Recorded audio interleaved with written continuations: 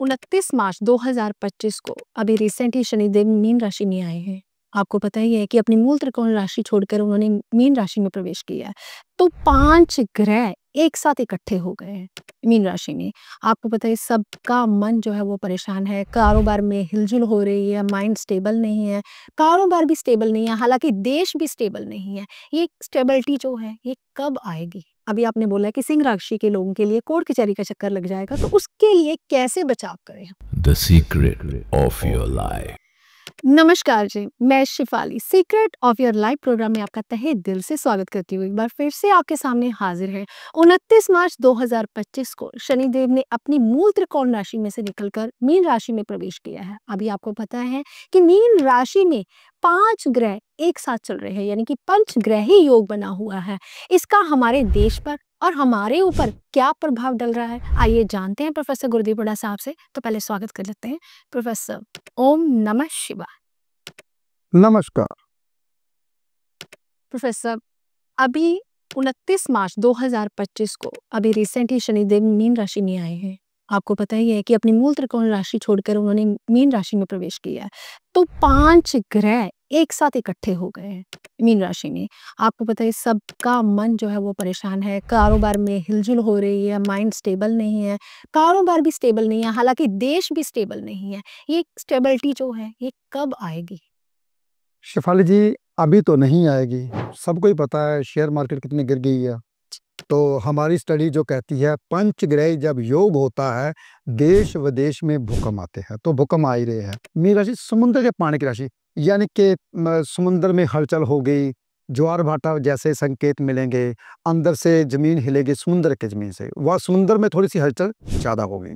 तो ये संकेत आते हैं जब कभी शनिदेव बड़ी राशि कोई बड़ा ग्रह जब कोई राशि परिवर्तन करता है, तब ऊपर से जब 6 से 7 ग्रह इकट्ठे हो जाते हैं तब। तो आपको पता ही है शिफाली जी, 29 को और 28 को 29 को कितना ज़्यादा खराब रहा। जी तो एकदम से ठंडी हवा आनी शुरू हो गई, एकदम से ऐसे लगा कि इतनी गर्मी से इतनी ठंडी हवा कैसे आनी शुरू होगी। तो ये शनि का ही सब कुछ खेल है। तो जब पंचग्रह योग होता है तो ये बहुत खराब होता है। सत्ता के लिए खास करके खराब है, सत्ता के लिए इतना अच्छा नहीं है। प्रकृति में हलचल होती है, कहीं पे आग लगती है, कहीं पे ठंडी हवा आती है, तो प्रकृति के ऊपर ज्यादा हानि है। 13 तारीख तक तो बहुत खराब है, क्योंकि 13 तारीख में पंचग्रह हैं। 14 तारीख को हमारे सूर्यदेव चेंज हो जाएंगे, तो 4 ग्रह रह जाएंगे। तो वैसे तो संक्रांति भी आने वाली है, ताकि हमारा पंचांग यहीं से शुरू होता है जब कभी मेष राशि में सूर्यदेव आते हैं। तो सूर्यदेव शनिदेव से दूर हो जाएंगे 14 तारीख को। तो 14 तारीख तक ये खराब समय है, इतना अच्छा समय नहीं है। अब बात करते हैं शनिदेव की। तो मैंने पहले बताया, मेरा ढैया जो मैंने एपिसोड किया था, शनिदेव का ढैया सिंह राशि के ऊपर और धनु राशि के ऊपर है, कैसा कैसा जाएगा वो मैंने आपको सबको बता दिया। लेकिन ये खराब होता है, अच्छा कभी नहीं होता। सारस्वती के बारे में मैंने पहले आपको अच्छे ढंग से समझा दिया कि सारस्वती जो मैंने 1 महीना पहले एपिसोड किया था, शनिदेव के बारे में बताया कि शनिदेव कैसे जन्म लिया था, वो क्या है, वो किसके लिए खराब करते हैं। शनिदेव की सारस्वती के ऊपर मैंने बहुत बारीकी में आपको बताया है। लेकिन आज मैं आपको बताऊंगा शनिदेव मीन राशि में आ गए और 5 ग्रहों के साथ आकर करते क्या है, धरती में हलचल करते हैं पैदा। देखिए अभी अभी आपको पता चल ही गया कि थाईलैंड में भूकंप आ गया।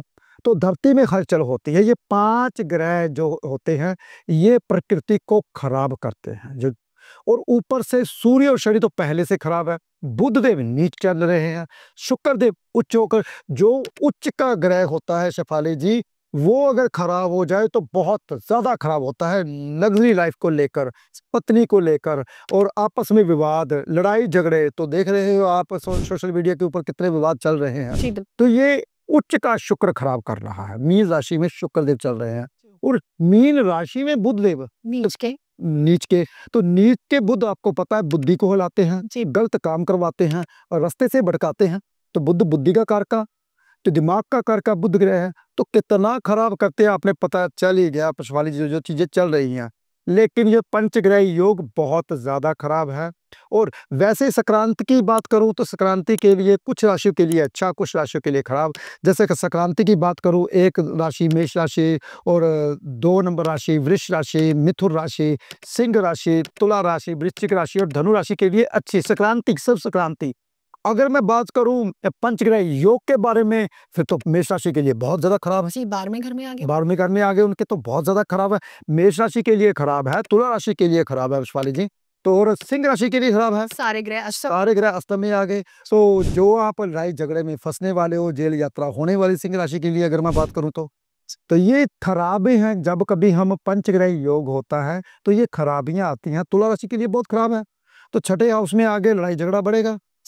तो सभी ग्रह छठे हाउस में है, तो आपके दोस्त ही आपके दुश्मन बन जाएंगे। तो आपको कर्जा कर दिलवाएंगे, पहले को करेंगे हाँ आपको ये चीज चाहिए तो आपको इतने पैसे चाहिए, पहले कर्जा करेंगे, उसी के साथ आपकी लड़ाई झगड़ा हो जाएगा। तो कोशिश कीजिए जब तक ये 5 ग्रह या 4 ग्रह इकट्ठे चल रहे हैं तो किसी से कर्जा ना लीजिए।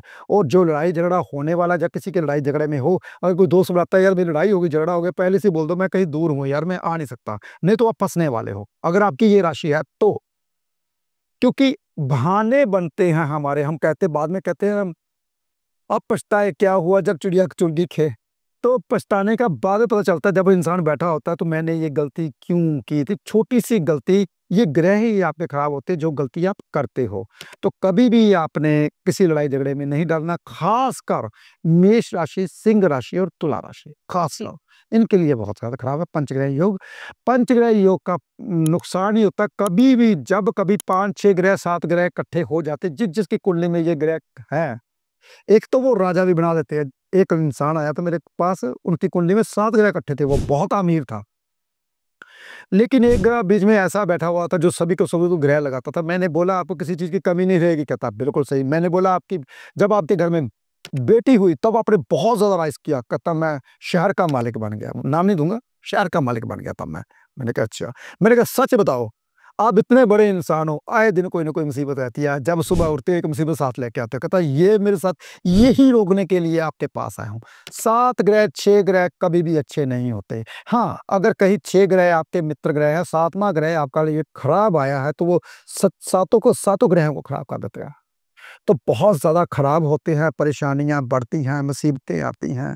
अगर मैं अमिताभ बच्चन जी की बात करूं, उसके भी 8 हाउस में सभी ग्रह बैठे हुए हैं, 4-5 ग्रह के बैठे हुए हैं, तब भी उनको भी प्रॉब्लम आए दिन, बहुत संघर्ष किया, बहुत परेशानियां। तो हर एक की जिंदगी में ऐसी प्रॉब्लम आती है जिसकी कुंडली में ये सभी ग्रह जुड़े हुए हैं। तो सब अभी आपने बोला है कि मेष राशि, सिंह राशि और धनु राशि के लिए खराब है, यानी कि इनके 6, 8, 12 में ग्रह आ जाएंगे।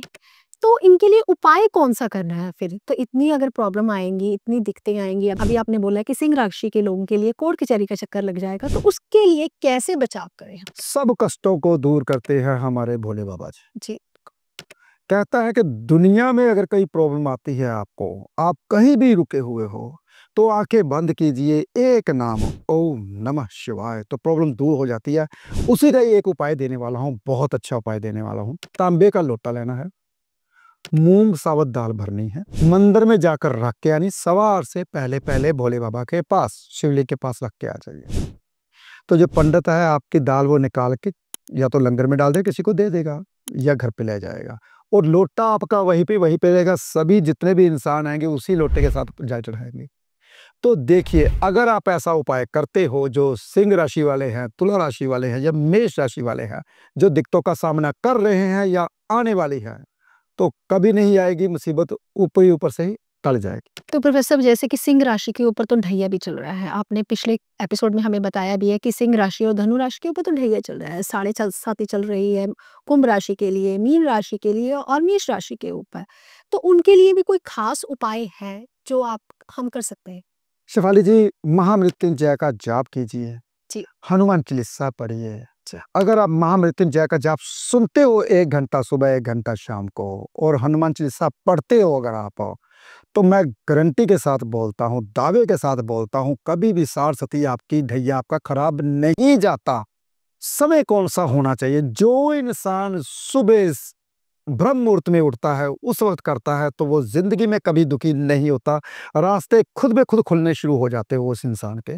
जो इंसान सुबह उठ के नहा धो के ही काम करता है, तो सुबह आपने उठना है, कोशिश किया कीजिए 1 घंटा 36 मिनट पहले उठिए आप, जब सूर्योदय होने वाला होता है, तो यानी कि 4:30 बजे अगर उठते हो तो समझ लीजिए आपको कोई उपाय भी करने की जरूरत नहीं है, सिर्फ महामृत्युंजय का जाप ही पढ़िए। तो ये बहुत आसान उपाय है, लेकिन करेगा कोई नहीं, मैं दावे के साथ ये भी बोलता हूँ। तो सुबह उठना उसको ऐसा लगता है, लोगों को ऐसा लगता है कि ये तो हमारा बहुत, क्योंकि रात को सोते नहीं हैं, ये जो सोशल मीडिया पर लगे रहते हैं, मोबाइल पकड़ के लगे रहते हैं, तो ये रात को जो इंसान लेट सोता है उनके लिए शनिदेव खासकर खराब हो जाते हैं, क्योंकि रात के कारक शनिदेव हैं। तो सूर्य तो खराब होंगे ही होंगे, क्योंकि एनर्जी आपने सूर्य की ली नहीं, जो कि सुबह जल्दी नहीं उठते। तो सबसे आसान उपाय मैंने दे दिया। ठैया आपका सिंह राशि के ऊपर बहुत ज़्यादा खराब जा रहा है, फरवरी से खराब जा चुका है, फरवरी से, और अप्रैल मई तक खराब बहुत ज़्यादा रहेगा। तो ये 2 महीने हैं बचने के, अगर आप ऐसा करते हो तो खराब नहीं जाएगा। तो प्रोफेसर साहब, जैसे कि राहु और शनि, यानी कि शनि को राहु देव ने पापी कर रखा है, तो जिन लोगों ने प्रॉपर्टी लेना चाहते हैं, जो लोग इच्छुक हैं प्रॉपर्टी लेने के या घर बनाने के, वो कब बनाए? वैसे तो शिफाली जी मई के बाद ही बनाए तो ज़्यादा अच्छी बात है। जी। अगर कोई प्रॉपर्टी लेना चाहता है तो मई के पहले ना ले, अगर ले लोगे तो आपको लगेगा कि मैंने ये काम क्यों किया। कई बार क्या पछतावा होता है लगता प्रोफेसर साहब कि हम बयाना कर चुके होते हैं, हमारी डेट होती है, तो उसके लिए कोई उपाय बता दीजिए कि है। एक नारियल घर पे लेकर आए, 50 का नोट या 500 का नोट कोई भी रखे, 5 का अंक आना चाहिए, वो नारियल के साथ रखना, 2 दिन अपने घर पे रखिए, तीसरे दिन धार्मिक स्थान पे नारियल चढ़ा के आइए, वो जो 50 या 500 रुपया ब्राह्मण को दे के आइए। अगर आप ऐसा करते हो, 5 का नोट या 50 का या 500 का नोट, अगर आप ऐसा करते हो, जो रुकावटें पड़ने वाली है या पड़ रही हैं आपको, वो नहीं पड़े। तो प्रोफेसर साहब बहुत अच्छे ढंग से समझाया आपने कि अप्रैल के महीने में इन चीज़ों से अगर हम परहेज़ रखते हैं, तो हमारा ये महीना बहुत अच्छे ढंग से जाएगा। जिनके ऊपर साढ़े साती लगी है या फिर ढैया लगा हुआ है, उसके लिए भी उपाय बताया कि आप महामृत्युंजय का जाप कीजिए या फिर आप तांबे का लोटा चढ़ा के आइए मंदिर में। तो अगर आप ऐसे करते हैं, तो आप विवादों से, समस्याओं से, प्रॉब्लम से मुक्त हो सकते हैं। तो अगर आपने अभी हमारे चैनल को सब्सक्राइब नहीं किया, हमारे चैनल को सब्सक्राइब करें, वीडियो को लाइक और शेयर करना बिल्कुल भी ना भूलें। हम जल्द ही अगले एपिसोड में अगली जानकारी के साथ मिलेंगे। फिलहाल इतना ही। ओम नमः शिवाय।